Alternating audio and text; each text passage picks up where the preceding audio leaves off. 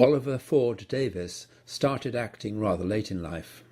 He was 27 when he had his first professional role and consequently missed out on all the juvenile lead parts, always seeming to play middle-aged characters. His greatest success was in Racing Demon at the National Theatre in 1990, for which he won the Olivier Award for Best Actor in a New Play. Like most actors, he first went to the theatre as a very young child.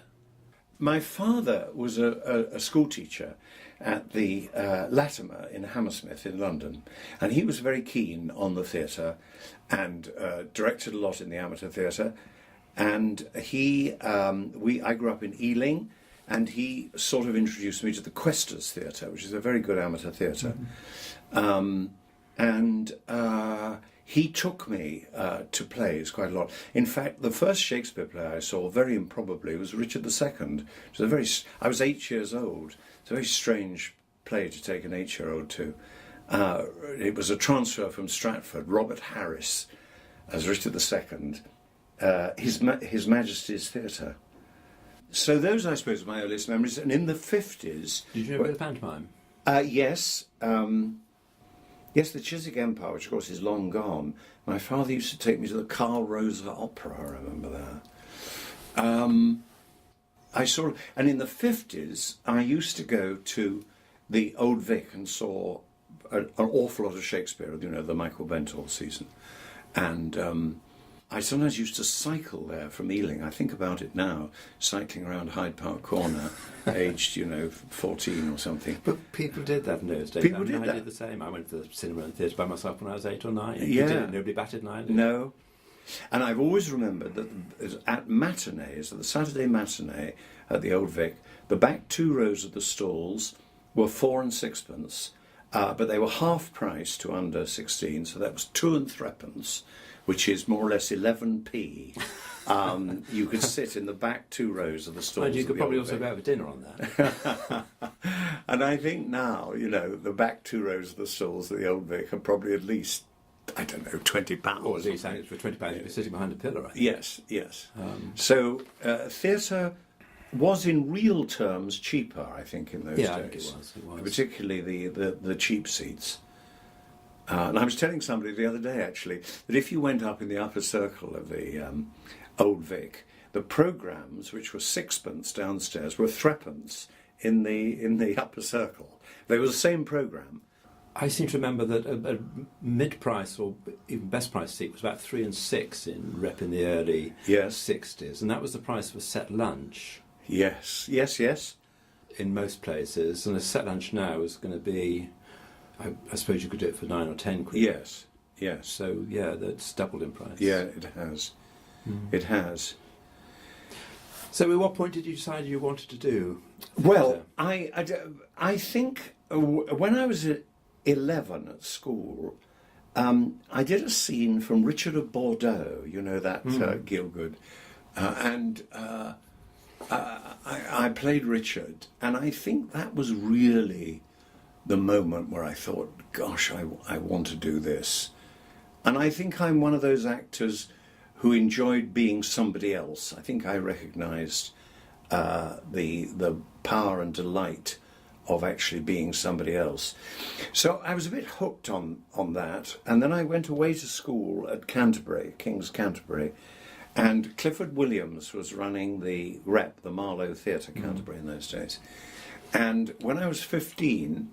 I played Mercutio in the school play, and apparently Clifford came to see it, and one of the teachers, who I much admired, the next day said to me, "Are you thinking of becoming an actor?" And I blushed and said, "Oh, no." And he said, "Well, Clifford came and to see it, and I was standing next to him, and he said, he's an actor." And that, I think, was the first time a professional had ever said anything, and that made me think. The corollary to this is about 25 years later, I'm at the Aldwych for the RSC, and we're doing a Solzhenitsyn play, The Love Girl and the Innocent. I saw that with a real train track on stage. Exactly, Ralph Koltai train track, directed by Clifford. And I saved up this moment to say, Clifford, I was 15 years old, and you said I was an actor and all that kind of thing. And Clifford said, absolutely no memory of your performance, and I'm very sorry if I'm responsible for you becoming an actor. But what had any career been planned for you? I mean, were you thinking along those lines? Yeah, I thought I was going to be a teacher, like my father. Obviously, I was very influenced by my father in that way. And I had a great facility for passing exams. And I was very interested in history. For some early age, I got hooked on history. So I went to Oxford and I did history. And then I was thinking of going to drama school, along with a few other people, possibly Lambda. And then, rather to my surprise, I got a state studentship to do a doctorate. £450 a week, a year. A week. 450, so £9 a week. And so I thought, I better do that. So I did that, and at the end of it, people said to me, it'd be great if you ever wanted to get back to it, because I was still thinking of becoming an actor. It'd be very good to have had a bit of teaching experience behind you. So I put in for some jobs, and the second job I put in for, which was at Edinburgh University, I got, to my surprise. What year was that? That was 1964. I became an assistant lecturer, as they were then called. I was in Edinburgh in 64 at the Travers. Well, by that time, I had spent 2 years being the Guardian critic for Oxford. All right. And I then became the Guardian critic for Edinburgh, along with Cordelia Oliver. Do you remember? Yeah. And I used to do the Travers, and she used to do the Lyceum. So I remember the Travers well at that time. Max Stafford Clark was stage manager. And I remember... That was probably after my time. I remember that's the first time I saw John Thaw on the stage. They did Margaret Duroy's La Musica, and John was in that. And John always looked older than he was. I worked with him in Dundee. Oh, right. And I worked out afterwards, must have been about 24, but exactly. He looked 35. Exactly. Yes. But continued to look 35 when he was 55. Yeah, yes, that's right. That's right. Anyway, I had what I usually call my Damascene moment 3 weeks after starting this job, which is a wonderful job, wonderful city, wonderful university, wonderful history department. I thought, actually, this isn't what I want to do with my life. And I had a very friendly professor called Dennis Hay, and Dennis said to me, listen, if I were you, I'd go now, because once you get a mortgage and perhaps a family, you won't go. So after 2 years, I left. So how old are you then? When I left, I would have been just 27. And at Oxford, Oxford then had a tradition of bringing back usually Oxford people who had become professionals. So my first year I played a citizen in Coriolanus with Anthony Page. And Peter Davies, who had directed An Age of Kings on the television and Spread of the Eagle, he had just taken over the Birmingham Rep. He took over the Birmingham Rep in 66, I think. And I wrote to him, and to my surprise, he offered me a job at £10, 10 shillings a week, which was the equity minimum then, I think. And in 67, more or less January the 1st, I started at the Birmingham Rep, and I started the same night as Timothy Dalton, who had just left RADA as a sort of white hope. So we were all in our 20s. I was practically the oldest person there. What I suffered from when I started off was playing older than I was. I was constantly cast as middle-aged people. So at the Birmingham Rep, I was playing parts like Capulet, And I think if I'd gone to drama school, they might have, demanded that I played my own age. And looking back, I think that's one of the things I'm sort of sorry about, that I didn't play my own age. Peter Davies, who was this very forthright Bradford guy, said to me at the start when I was 27, he said, "You'll be all right when you're 40, and even better when you're 50." And that, which is not what you want to hear when you're 27. But he was right almost to the month. I mean, so the time I was 40, I was playing sort of banished Duke at the RSC, and by the time I was 50, I played a lead at the National. So I grew into my middle-aged face and persona. Do you regret not having your chance at Hamlet or something like that? Yes, yes. There were a number of parts. I might not have aspired to play Hamlet, but various parts I'd love to have played, particularly in Chekhov, parts like Andrei in Three Sisters, or even Tusenbach. And I'd love to have played... Oh, I always wanted to play Tesman, who actually is usually played much older, though Tesman is actually only 31. What did you consider your big break? I mean, at what point did you feel you'd made the breakthrough, the transition to playing good parts? Well, I suppose the RSC took me up.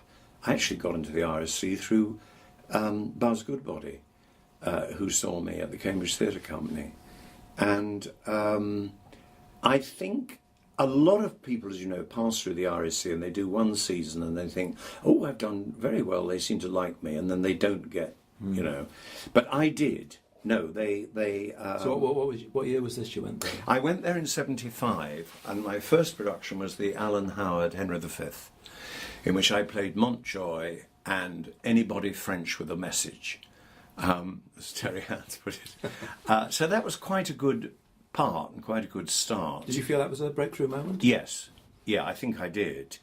And then they asked me back the next season, and so I played the Banished Duke, and I played one of the two tribunes in Alan's Coriolanus. So I think that was it. So after the RSC, you went off to the National, didn't you, which led to one of your biggest successes, I suppose. David Hare liked to try out, and still does, I think, his plays some 6 months before, have a reading of them. So we had a reading of Racing Demon, and they asked me to play what David calls the spine of the play, this guy Lionel Espy. And I did this reading. I knew it was a part that was right for me, but I thought they won't give it to me. It'll be Paul Eddington, Derek Jacobi, Nigel Hawthorne sort of part. And to the great credit of Richard Eyre and David Hare, 2 weeks after the reading, they rang me up and said, would you like to play it? So this was another example of, for once, they thought, we'll put our money on a virtual unknown. And so I did do, and the play was a big success, and I won an Olivier Award, and to everybody's surprise, including mine. And so that was my major breakthrough at the age of 50. And you did Lear at the Almeida, didn't you? Yes. A bit later. Well, then, out of the blue, because I'd never met him, Jonathan Kent cast me in Ivanov, which Ralph Fiennes did, with Harriet Walter and Bill Patterson. It was a very good cast. And he cast me as Shabielski, which is a very good part. So that was one of these things that came out of the blue, really. And then the next year I did Naked there with Juliette Binoche. And then he asked me to, if I'd like to do Lear in about 3 years' time. And I said, yes. And I didn't think it might not happen. But then in 2000, Rafe did a Coriolanus and Richard II at the Gainsborough Studios. Do you remember that? Yeah, it's a strange yeah, thing. And I played Menenius and the Duke of York in that. And then in 2002 I did Lear, and that was really the end of Jonathan and Ian's time at the Almeida. So the Almeida was a major boost for me, because I'd never thought anybody would offer me Lear. Gloucester, yes, but not Lear.